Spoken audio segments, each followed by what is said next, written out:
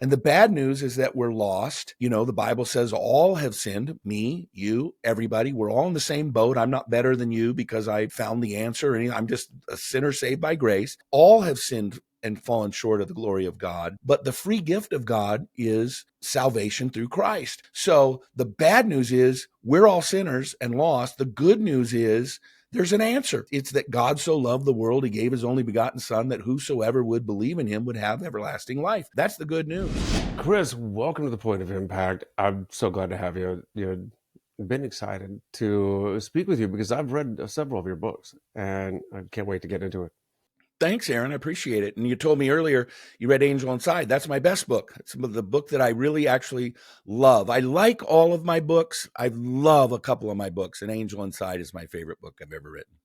Well, I was trying to pick from your over 2 dozen books that you've authored or co-authored, and it jumped out at me because I'm a bit of an Italophile. I lived there for about 4 years when I was Oh, you stationed in the did? Navy, and my wife, who you mentioned earlier before we started recording, she and I went to Florence for our honeymoon. Yeah, we got married in Florence.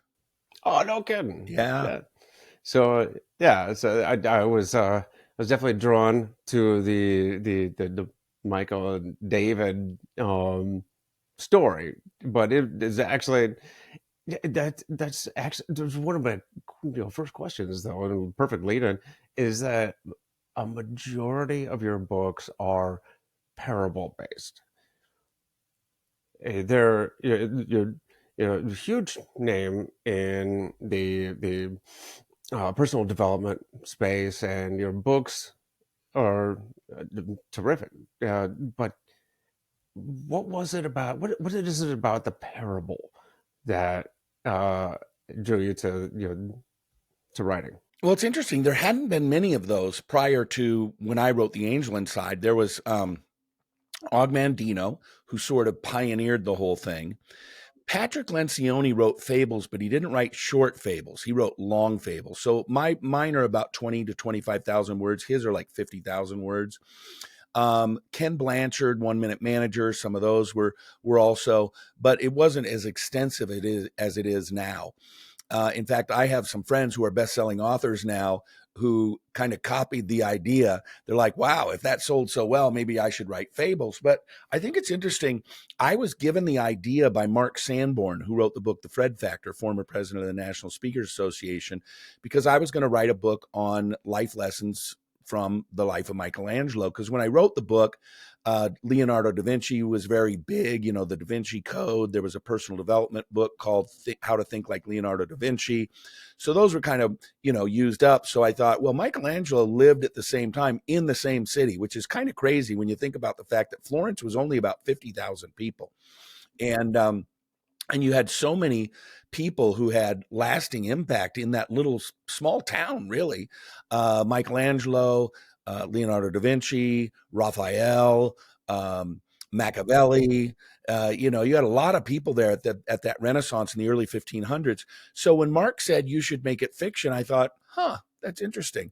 And Charlie Tremendous Jones, an old time personal development guy, sort of a contemporary of Zig Ziglar and Jim Rohn, he told me, he said, Chris, make it short. Nobody reads long books anymore. So I went into a Barnes and Noble in Bellevue, Washington. I pulled out a Ken Blanchard book, probably 1 Minute Manager. I counted the words on one page and I multiplied by pages, and it was basically 20,000. So I wrote that 20,000 word parable, and we sold 120,000 copies of it self-published. And then Random House, one of their imprints, bought it.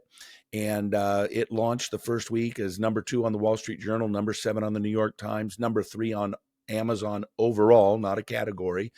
And I think first of all, I just think it's a great book. It's my most well-written book. It's spiritual. It's got geography. It's got Italy. It's got personal development. It's got history. It's got a wide variety of things all wrapped up into really, I think it's as close to a perfect book as I've ever written.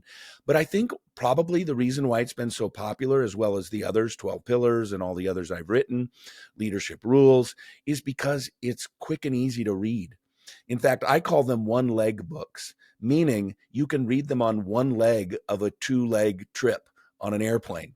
So if you're flying from New York to Dallas and then Dallas to LA, you can read it on that trip from New York to Dallas. And so I think people aren't as used to reading as much anymore. In fact, 50% of all books now are audio driven on audiobook. But I can't tell you how many people have come up to me at an event that I've been speaking at, and they've said, "This is the first book I've read since college, and I picked it up because it was short and it looked like it would be easy to get through." And so I think that's probably the idea behind why so many people read these short little parable books now. I have a whole bookshelf full of them. I call it my shelf help stack. But uh, I, whenever my son, because what I do, I have a deal with my son. If he reads a book and of my selection from my reading list, and then comes to me with a book report telling me that he actually knows and digested the book and uh, he actually got through it. I'll pay him $50. Yeah. Yeah, I've done that with my kids too. I think John Maxwell used to pay his kids $10 a book, if I remember right. But that was 30 years ago, so now we have inflation. But those names you listed off, I think that's like every character in Blanchard's 1 Minute Entrepreneur, uh, which I'm also listening to right now. But one of the things you kind of mentioned was the the Da Vinci Code and Florence, and uh, I'm one of those guys that likes to really dig deeper and kind of get off the beaten track, kind of obscure stuff out of it. And uh, I, I read, what was it, Inferno, before going on that honeymoon with my wife. And on the private walking tour, I'm the guy that's going, "Hey, where's that secret passageway in the map room? And where's the Cherkatrova uh, in the pin banner in the giant mural?" And I think I freaked her out a little bit, uh, but those are the hidden little things that I think some little obscure piece of knowledge within that, also with the big message, tends to keep people engaged. It's like seasoning in the healthy meal. So also with your angel inside, I think there was some interesting details in there that you're not just educating on the big message, but it was a little piece of history. Yeah, so I really appreciated it. Yeah, you learn about history, you learn about art, you learn about spirituality, you learn about geography, you learn about personal development. It's like again, I actually set out to write a bestseller, and I was very specific about it, and so it wasn't very altruistic. It was very practical, but after the thing was done, I became very altruistic about the book, and I really just love that book. So Well, you've actually had three full careers yeah, over your lifetime, and but the first being a preacher, pastor. yeah, I was a pastor for 14 years, from 1988 till 2002. But you, as I understand it, you were kind of a wild child. How did you get from uh, a kind of an unruly teen kid to the pulpit? Well, it's kind of interesting. I grew up in the greater Seattle area. My dad died when I was 4, severely underinsured. I always tell people, look at how much life insurance you have and at least double it and probably quintuple it. It's cheap to get a term life insurance policy. I think about how my life would have been different if my dad would have just had a 1-hour meeting with a life insurance salesman. And so I love to speak to life insurance professionals because I always tell them they're doing God's work, because they can really change the destiny of a family by helping people with that. But it is what it is, and I became who I was in spite of it. 28 homes, 11 different schools, shipped off to live with relatives twice, once in the fourth grade, once in the ninth grade, started drugs in the sixth grade, made most of my money growing up betting the horses at Long Acres Horse Track. No religious values whatsoever. I went to church twice. Both of them were Christmas Eve services when my mom got nostalgic. The summer before my senior year of high school, I had spent the night at a friend's house, my big pot smoking buddy's house. And Sunday morning, 8 a.m., his mom bursts through the door and says, "Get up, we're going to Sunday school." And I literally had no clue what she meant. I had never heard the term before, didn't even know what it was. That's how irreligious our family was. And I'm like, well, I've tried everything else. I've heard of Monday through Friday school, but I'll try Sunday school. Went to a little Lutheran church in a little town in the Cascade Mountains, about 30 miles east of Seattle, called Mount Si Lutheran Church, and they had a youth minister there. And he had two things that I really needed at that point in my life. Number one, I always joke and say he had size 11 cowboy boots, because I had never really had a dad or, male role figures to kick me in the butt. And he told me that God had a plan for my life and a purpose for my life. So I became a Christian, went to Bible college, got a degree in youth ministry, because I wanted to go out and help kids, get through that time in their life. And then spent 3 years in northern New Jersey, where I ended up getting mentored by some of the biggest and best business people in the country.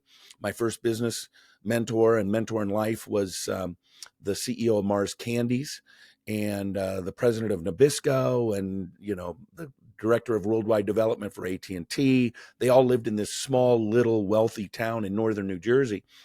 And so became a senior pastor when I was 25 years old. I started my first church, started 3 churches over the course of 11 years in the greater Seattle area. And then from there in 2002, I felt like I wanted to go and write and speak full time. And so in 2002, I resigned my pastorate. And within 7 years, from 2002 to 2009, I spent all 7 years working with Jim Rohn, wrote his last book, 12 Pillars, with him. I spent 2 of those years co-hosting Zig Ziglar's television show, and I spent 2 years ghostwriting for John Maxwell. So as soon as I jumped full force into it, God just opened up some amazing doors with some really incredible mentors. And that's kind of the story behind it. Well, that covers 2 of them, but what about the stint in politics? Yeah. So, and a lot of these were sort of simultaneous tracks. In 2004, well, I guess it was October 2003, my best friend was the chairman of the State Ways and Means Committee in the Senate, and he decided to run for governor. So he called me up and he said, "Hey, you're the professional speaker." So I wrote his stump speeches. I spent 3 or 4 days a week on the campaign trail with him and helping him with all that kind of stuff. And that was my introduction. He won the race, first Republican in 40 years to win the race, but he won by less than 2,000 votes. So they had to count the votes again. So he counted the votes again, and he still won, but it was still under 2,000. So they gave the other side the opportunity to pay for a hand recount. Well, when they did the hand recount, he lost the closest governor's race in U.S. history. 3 million votes cast. He lost by 129 votes. So that was my introduction to politics. And in 2010, I ran for the U.S. Senate during the primary in Washington State. And I had started a political, I guess you'd call it a blog, but it was on Facebook. Ended up with 1 million people on that. It was a nationwide sort of political movement, and ended up selling that to a big political company. And just been involved in politics, making my voice heard. I ended up starting out on conservative radio in Seattle. I did drive time radio in Seattle with a partner. And so, yeah, I've kind of had these 3 different things, and all sort of simultaneous. But about 6 months ago, I gave up everything else, my business, my politics, everything, and went back into the full-time ministry around revival and spiritual formation, primarily focusing on men, because, women are really much more engaged with church. In fact, I always say if it weren't for the women, most churches wouldn't even exist. Which is great. And I love that women have been the backbone of the church. But in reality, I believe that men need to step up and they need to lead. But we live in a culture that is very anti-man. They do everything they can to make men look like buffoons, and I know that men aren't buffoons. So my ministry, while I minister to everybody, my real heart is to raise up men as leaders in the faith. You say this is all kind of overlapped and happened together, but was there some pivotal moment or something that prompted the change to rededicate or focus more attention Yeah, it's kind of on? a funny story.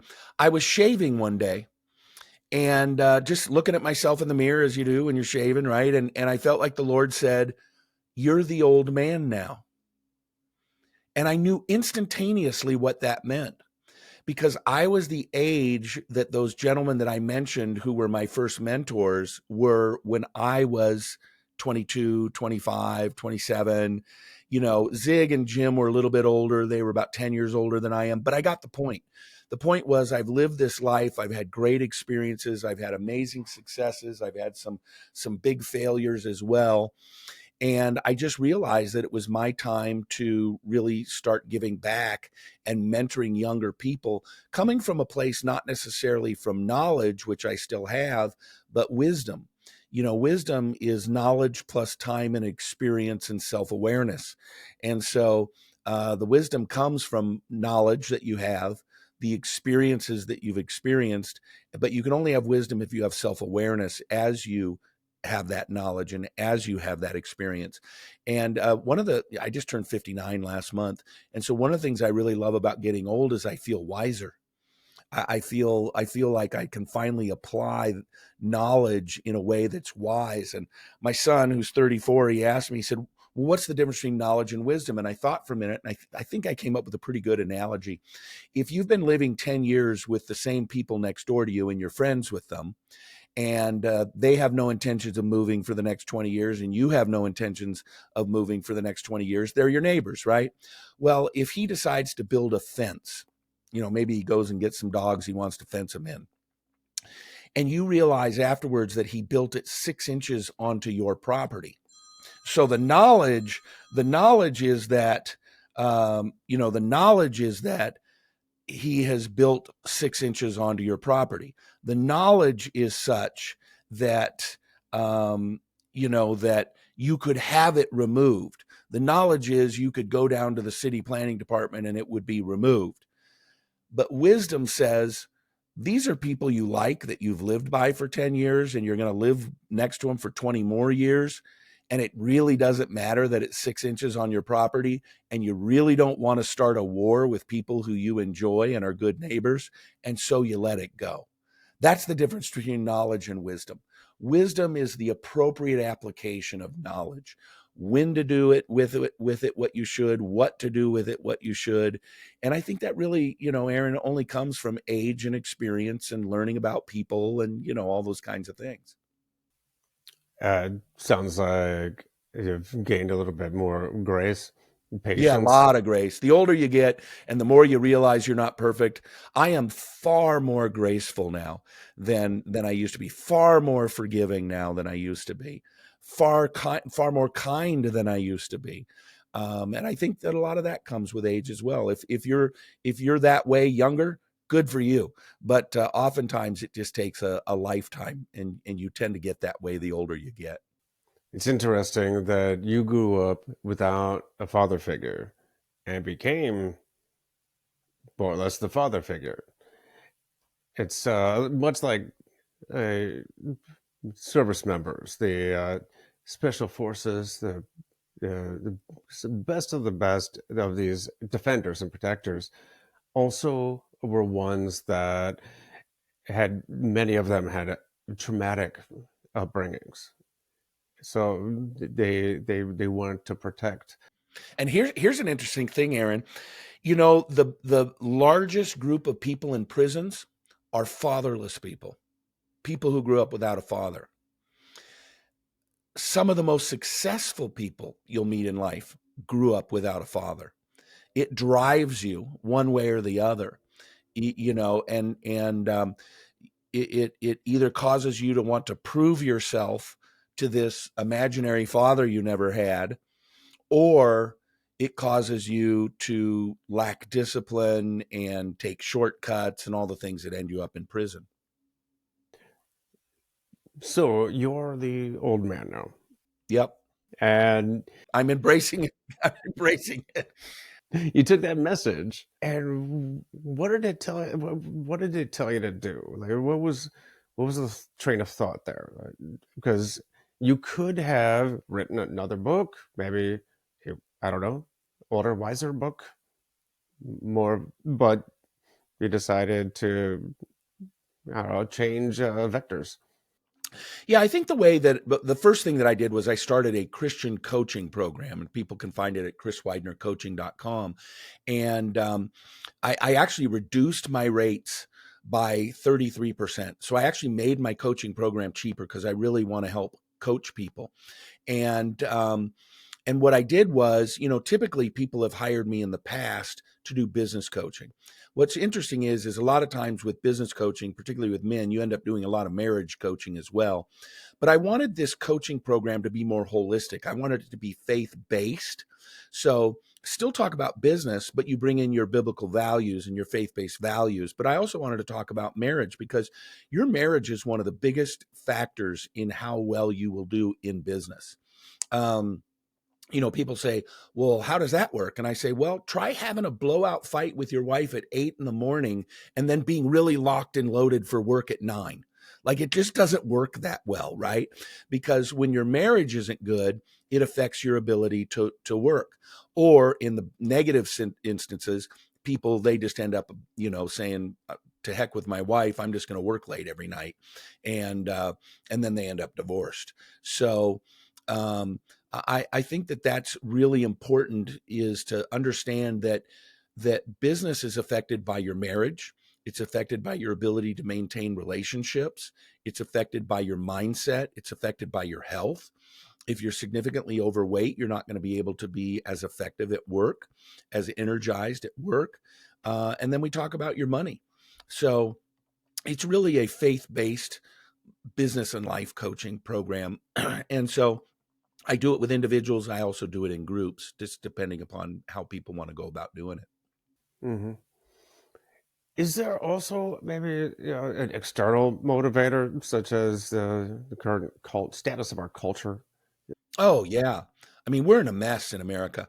In fact, during the run up in the last election, people would say, oh, if Trump gets elected, he's going to save our country. Or if you're on the other side, oh, if Kamala gets elected, it's going to save our country. And I always say a person isn't going to save our country, because our problem in America is not a political problem.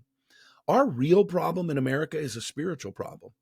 We have a spiritual problem in America, which creates our political problem. Though the political problem is a symptom of a deeper problem, which is a spiritual problem. Well, I think a lot of people get it mixed up, that our politics drives our culture, when it's completely opposite. That our culture drives politics. Well, the guy who started Breitbart, Andrew Breitbart, Breitbart is one of the biggest conservative websites out there, still is, long after his death. But he said that politics is downstream from culture. Hmm. So we say, okay, something's got to change, and we tell our politicians do something. And of course, the worst, uh, the worst legislation is um, that knee jerk legislation. Uh, the worst kind of legislation is when everybody agrees, both sides of the house. So, uh, and I'm wondering, your latest book is about this coming American revival, the rebirth. Is that, well? Maybe a better question would be, how do we go from a great awakening to woke, and how do we change it? It's cyclical. As I did my research for the book, The Coming American Revival, and people can get that at comingamericanrevival.com, I did my historical research, and there's been basically 5 big revivals in American history: the first, second, and third Great Awakenings, the Azusa Street Revival in 1906 in Los Angeles, and then the Jesus People Revolution in the early 70s, which came out in that movie a year or two ago. And And I realized that revivals happen about every 50 to 75 years. And somebody asked me on a podcast yesterday, why every 50 to 75 years? And I said, well, it's the same thing that happened in the Old Testament with the Israelites. They would say, we love you, God. And God would say, great, here's your blessings. And then they'd get themselves wrapped up in their blessings and they'd forget God.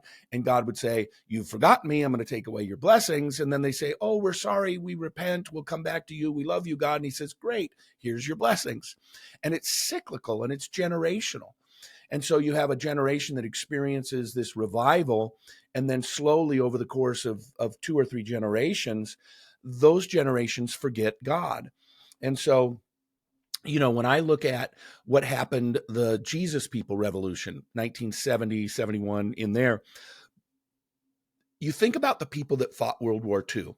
Now, back in World War II time, almost everybody identified as a Christian or a Jew. Very few as Muslims in America at the time. And at the very least, even if people weren't necessarily religious, they lived out of this Judeo-Christian worldview, which shared values with people who might be actually hardcore in their faith, but they shared the values, right? And so they came back from World War II. They experienced the greatest economic boom in world history. They got fat and happy. We had bigger houses. We moved to the suburbs. We built big churches.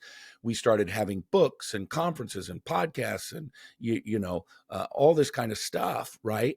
But what happened was they were experiencing the stuff, but they weren't experiencing God, and they forgot God. So by the time you get to the late 1960s, that's when you had the God is dead, socialism, Marxist, secular humanist, free sex, free drugs. And you had this division. You had people who said, yeah, let's go do it all. And you had these people like, holy cow, this is not a good thing. We need to turn back to God. And that's where you experience that revival in the early 1970s. So you have that revival, which goes through the 70s, comes into the 80s, where you had the rise of the moral majority and the liberty universities and Ronald Reagan and all of that. Again, some Christians, others just holding that worldview. And so they were at their height of their strength, political strength, spiritual strength. And then people forgot God. And they started drifting away, which allowed for that other worldview to come back in, which is this woke worldview, where and it's even worse than the other stuff. It takes the other stuff and it puts it on steroids.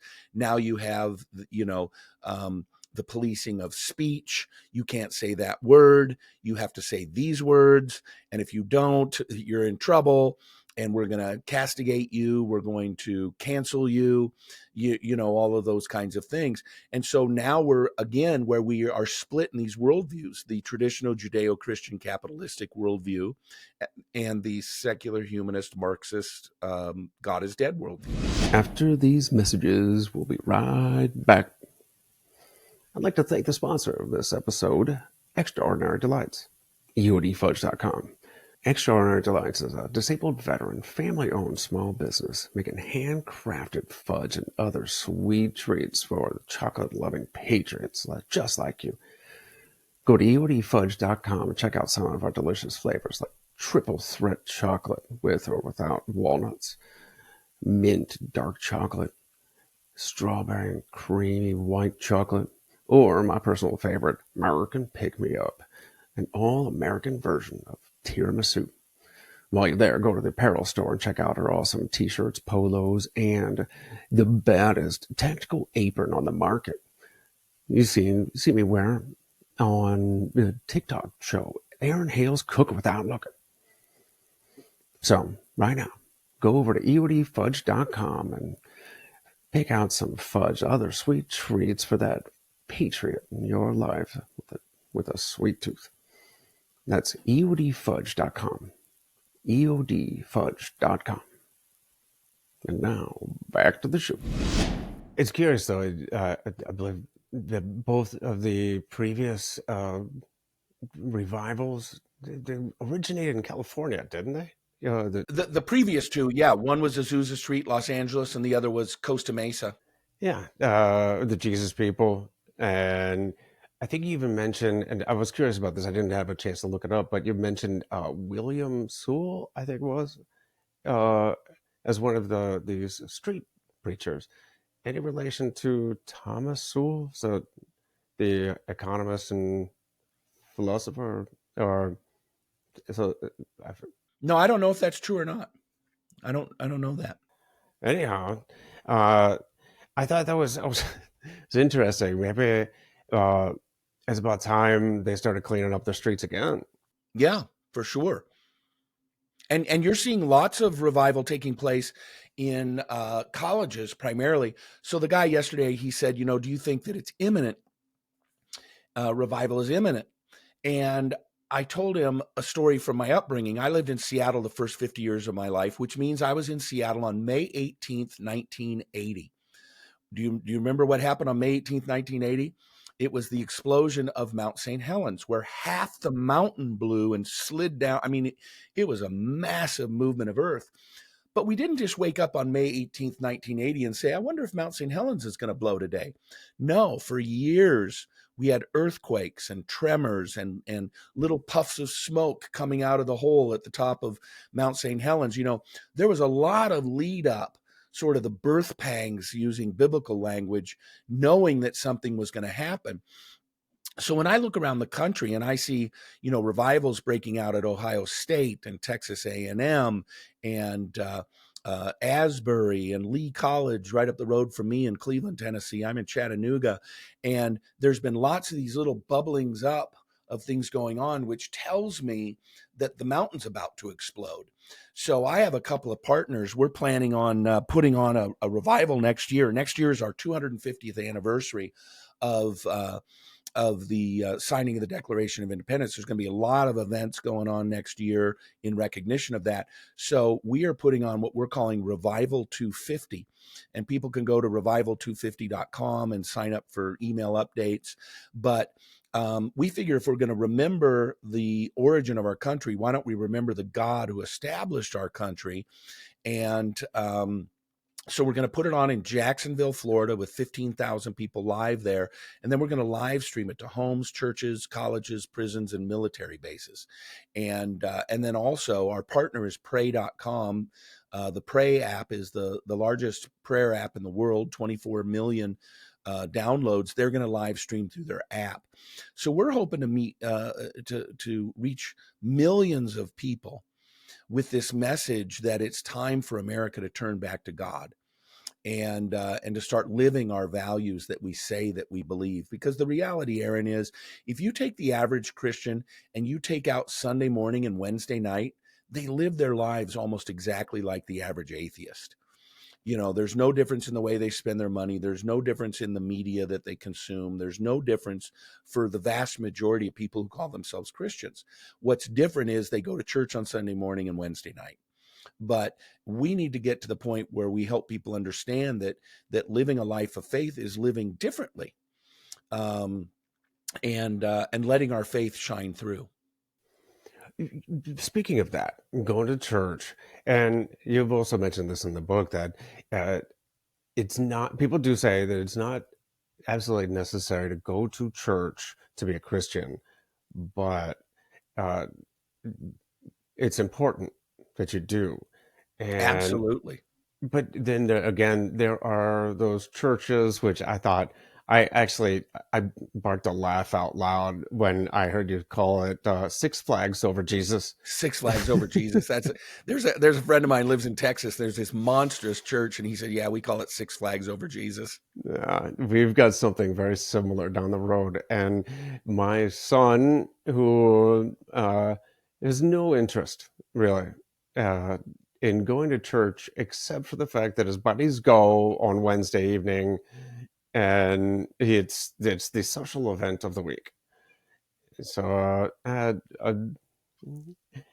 least he's going, but no. But is it a dog and pony show that he's just doing for fun? Or is it something that's investing in his spiritual life? My first job out of college was in a little town called Mendham, New Jersey, one of the wealthiest zip codes in America. And I started out with 6 kids in the youth group. I ended up with over 200 kids on our mailing list. We were averaging probably 80 to 100 people at youth group after I left at 3 years.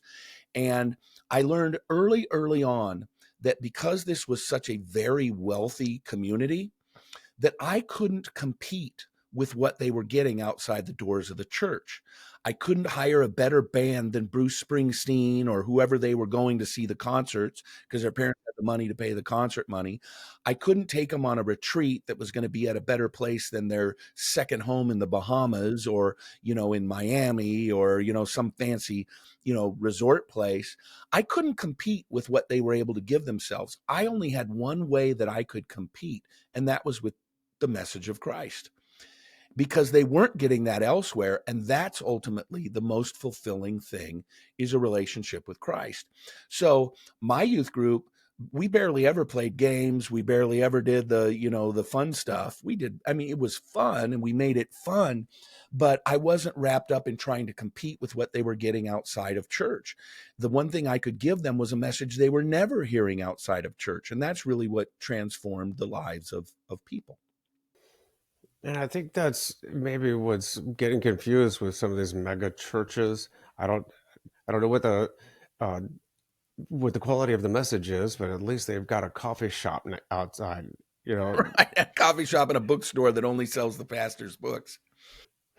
well, I think it's good that he wants to go at the very least, but um, I'm hoping that he can actually gain some you know Yeah, even little seeds will be great.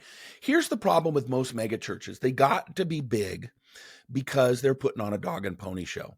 They're toning down the message of the Bible. The Bible has lots of really positive messages. The book of Proverbs, I call it the God's little book of success. Lots of great positive, but there's a lot of really negative messages in the Bible, especially if you're wrapped up in sin, right? And so, there's some famous pastors that say, well, I just preach the good news. Well, you have to ask yourself, step back from a moment. And the word gospel literally means good news. That's literally what the original language means, good news. But what makes the good news good news? The good news is only the good news because of the bad news. And the bad news is that we're lost. The Bible says all have sinned, me, you, everybody. We're all in the same boat. I'm not better than you because I found the answer. I'm just a sinner saved by grace. All have sinned and fallen short of the glory of God. But the free gift of God is salvation through Christ. So the bad news is we're all sinners and lost. The good news is there's an answer. And it's that God so loved the world, he gave his only begotten son, that whosoever would believe in him would have everlasting life. That's the good news. I'm never going to earn my way into heaven. I'm never going to be so good that God goes, oh, wow, look how good you are. Of course, you deserve to be in heaven. The good news is only the good news once you realize the bad news. mhm. I wanted to step back to the politics side of it, and I what's happening now with the president, the changes that are happening. People are going to church more recently than they have in the past decades. There's an increase. You mentioned the universities, and a president is cutting off funding to some of. It, I hadn't. I had not seen this from Donald Trump. In fact, I thought him originally being the least presidential of any previous president. Uh, and he may still not be exactly fit the picture of presidential, but in his actions, he's cutting off funding to uh, churches that are literally being anti-racist, which is in itself racist. There, he's doing what is in line with with Christian values. Well, he's using it as leverage. I do not believe for a moment that Harvard's ever actually going to lose that funding. He's using it as leverage. He says, look, I got $2 billion here. that normally goes to you, but I'm not going to do that until you start protecting your Jewish students. Take your pick. Take your pick. Keep on having the from the river to the sea and free Palestine, or get your $2 billion. Take your pick. It's leverage, and I really believe that they will buckle and they will come back with some sort of a plan to to right that ship, because in a free country where everybody's welcome, regardless of your religious belief or your no religious belief. I think that's what makes America great, is that you're allowed to believe what you want to believe and you're allowed to say what you want to say, no matter how unpopular the opinion. But if you're going to receive federal funding, you cannot be involved, or either explicitly or tacitly, in having the student population of your colleges be threatened and harmed and hurt. So take your pick. You can have your $2 billion, um, uh, or you can stick with your, keeping your campuses harmful for certain students based solely on race. Yeah, we send our children to college to learn how to think better and how to be, better professionals in the real world. Instead, they're taught, they're groomed to a political standard, and I think that's on the way out. I mean, Well, and it's always been there. think about this. These guys set up camp in these universities and they chant from the river to the sea, or they chant free Palestine. Those are both code. From the river to the sea means that all of Israel should be wiped out. All the Jews should be exterminated. Could you, and people go, oh yeah, that's great. That's insane. Change that to all blacks should go back to the plantation. Could you imagine if they set up camp and they were like, all black people should go back to the plantation? We would be rightfully out of our minds if people were suggesting that black people should be enslaved again. But kill the Jews is an okay message. And I think that's what Trump is getting at. He's like, we are not going to fund this anymore. People say, well, it goes towards research. You're right, it does go towards research, but it also frees up all the money they could be putting themselves into the research. Because, for example, Harvard has a $63 billion endowment. They could fund their own research, but instead they take it from us, the taxpayers. It's not from the, quote, government. It's from you and me. Ultimately, the dollars that go into Harvard are from you and me. So when we supplement that research, which I think is amazing, we should supplement research because it benefits us all. But if we didn't, they have the money to do it themselves, or they could partner with a pharmaceutical company who could give them the money, and they could do their research and all those kinds of things. So if we're going to give you the money, then we're also going to say you have to fix up your shop a little bit. Yeah, it should come with strings attached. Yeah, if your son walks in and says, can I have $10 for an ice cream cone? You say, sure, here it is. You and Johnny go out and have an ice cream cone. If he comes in and says, can I get $10 to buy a joint? No, you can't. You can't. I'm not giving you $10 to go buy some weed. Unless you're in New York City, and then you can go to a vending machine. But it's right. I mean, and that double standard is terrible. Where, like you were talking about, if you replace white man with black woman, all hell breaks loose in any statement that they're putting out. It just like a former president who said, "I'm going to appoint a black woman, or I'm nominate a black woman, or run with a black woman because she's a black woman." If he had said, "I'm going to nominate, appoint, run with a white man because he's a white man," Yeah, and you know where this leads? It leads to, okay, we've checked all the boxes. We've had a black president now. We've had a black vice president, a female black vice president.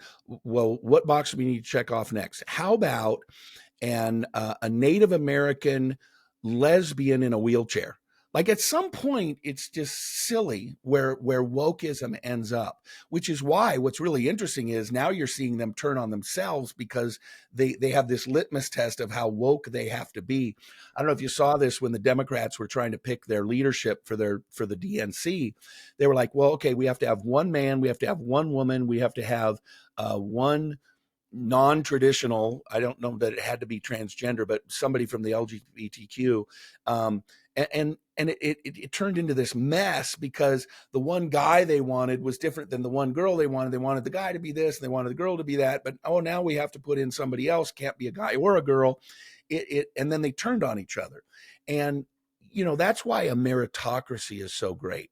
Let's just pick. Let's just pick the best, the best black people, the best white people, the best Indian people, the best gay people. Frankly, the whole, and I know we're in the middle of Pride Month here, but when you get into the LGBTQ stuff, and I have plenty of friends that are LGBTQ, but really what you're saying is I care about what you do with your genitals. That's really what you're saying. There was an ad once, and it was an ad for, LGBTQ, and it was a fine ad. It was a policeman saying, I'm just like you, and then a teacher saying, I'm just like you, and an accountant saying, I'm just like you, and a ball player saying, I'm just like you. And I agree. You're just like me. You're a man or a woman who wants to find love. You want to be financially secure. You want your children to be more successful than you are. You're right. In so many ways, the people in the LGBTQ community are just like us. They want the same things. But what they focus on is, I want to be recognized for what I do with my genitals. Because that's really how you boil it down. It's like you're hiring somebody, and it's a black female, 40 years old, and the last question is, so tell me, what do you do with your genitals when you're not at work? Because if you answer right, you're going to get this job for sure. It's wokeism in its extreme. Nobody cares what you do with your genitals when you're off work. Nobody cares. I think that's why the pride itself, the parades themselves, have been, for lack of a better term, perverted, because it's gone from, hey, I just want to be accepted, to showing off those genitals and very skimpy clothes and twerking in front of children down the street. Well, So I'm glad you used the word acceptance, because I have sort of an incremental thing. We should all accept each other, no matter what your background is, no matter what your sexuality is. We have to live in this society together. And I totally accept that there are people who live their lives differently than me. Totally. Just as a white, affluent, middle-aged, conservative man, I know that there's a lot of people that hate me, but they have to accept me. They have to accept the fact that I have a right to live here. We have the same rights and all those kinds of things. But what I feel like that movement has done is acceptance is not enough. I need approval. I need you to tell me that you approve of what I'm doing. Well, number one, it's not my job to approve of what you're doing. And it doesn't matter whether I approve what you're doing. I don't care if you approve of what I'm doing. You just have to accept that I have the right to do it. And then where it gets even further, and the utmost of the wokeism is, it's not just acceptance or approval, it's advocacy. They expect you to advocate for them. So you walk into your corporation, there's a gay guy in the cubicle next to you, or, an atheist in the cubicle next. Totally fine. I totally accept him. In fact, I kind of like him. He's a nice guy. He's great. He's funny. He's got a good sense of humor. I accept him. I may not approve of what he does or whatever, but it's no skin off my back. I don't care. I don't see him when he's gone from work, no problem. But when they start handing you ribbons and flags and stickers, and now you have to advocate for it, that's where I think there should be a right to say, hey, I accept, doesn't matter to me. I'm not going to approve of it, and I'm not going to advocate for it. Just like I wouldn't want them to walk into the office one day with a little bumper sticker and, okay, everybody has to put this bumper sticker on your cars and it says, I love white, affluent, Christian, Republican men. You don't have to advocate for me. I think it was Mike Rowe that said something similar, like between acceptance and tolerance. I have to tolerate the behavior in my face, and I don't want to. I'll accept that you exist, and that's fine. You do you, I'll do me, and just don't make. I'm not going to tolerate it, and I'm, like you said, I'm not going to advocate for you. I have my own beliefs, but I think that's where we need to right the ship. We need to stick by our own moral code, the values, the Christian values, family values, and hold our elected officials to account for the those laws that were created from a moral code. Well, here's another thing. It's an interesting term that I've always been baffled by: hate crime. Right? Every So crime is a hate crime. you read the newspaper and it says a 42-year-old man was killed yesterday outside the Walmart. Police are trying to determine if it was a hate crime. Pretty sure if somebody got murdered in a Walmart parking lot, it was driven by hate. So I don't understand. But what they're doing is, oh, he killed somebody who does something weird with his penis, right? It's like that's what it comes down to. And so all murder should be a hate crime. Yeah, all crime is Yes. essentially hate I crime. robbed the store because I Well, love the store owner. Makes no sense. it doesn't at all. Well, I know we're running low on time. Uh, if you can indulge me for just 2 more minutes, we're running into our last segment, which is called the Countdown to Impact. 3, 2, 1. That's 3 books, 2 quotes, and 1 person who have all made an impact in your life. 3 books.